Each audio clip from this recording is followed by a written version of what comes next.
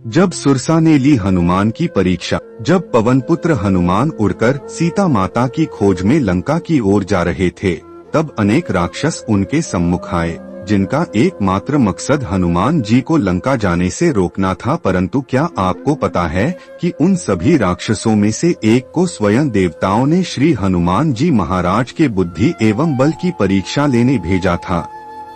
अगर नहीं तो हम बताते हैं आपको उस वाकया के बारे में।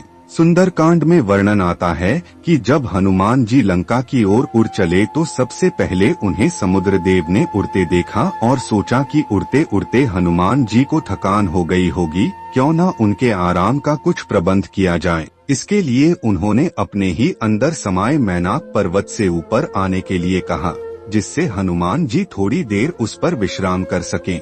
मैनाक पर्वत ने विश्राम के लिए जगह दी। मैनाक समुद्र के ऊपर आए, जिस पर हनुमान जी ने मैनाक का परिचय एवं उनका रास्ता रोकने का कारण पूछा। मैनाक बोले, हनुमान, मैं आपके पिता वायुदेव का मित्र मैनाक पर्वत हूँ। आप मेरे ऊपर कुछ देर विश्राम करें, इसी हेतु से मुझे समुद्र देव ने आपके सम्मुख भेजा है। यह सुनकर हनुमान जी ने सर्वप्रथम मैनाक को रिश्ते में अपना काका होने के नाते प्रणाम किया और भगवान राम के कार्य को पूर्ण किए बिना आराम न करने के संकल्प के बारे में बताकर आगे बढ़ चले। देवों ने सुरसा को परीक्षा लेने भेजा। इधर लंकापति रावण के भय के कारण सभी देवता पाताल में चले गए थे।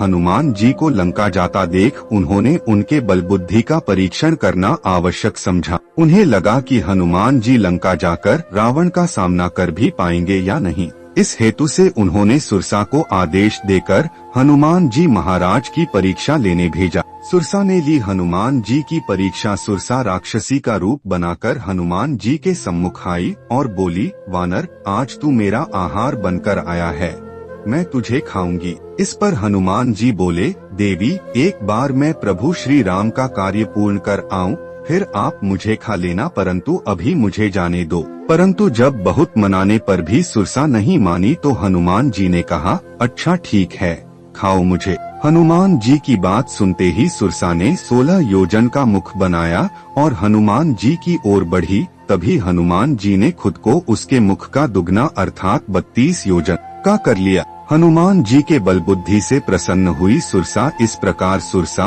और हनुमान जी दोनों अपना अपना आकार बढ़ाते गए। जब हनुमान जी ने देखा कि सुरसा का मुख 100 योजन का हो गया है, उन्होंने अपनी बुद्धि लगाई और अति लघु रूप धारण कर जल्दी से उसके मुख से अंदर उसके पेट तक जाकर बाहर आ गए और बोले, माता, मैं आपके पेट से निकला हूँ, अब मैं आपका पुत्र हुआ, अब तो आप मुझे नहीं खाएगी ना। यह सुन सुरसा अत्यधिक प्रसन्न होकर हनुमान जी को अपने आने का हेतु बताते हुए उन्हें उनके कार्य में विजयश्री का आशीर्वाद दे वहां से अंतर्ध्यान हो गई। हनुमान जी उन्हें प्रणाम कर पुनः लंका की ओर अग्रसर हुए।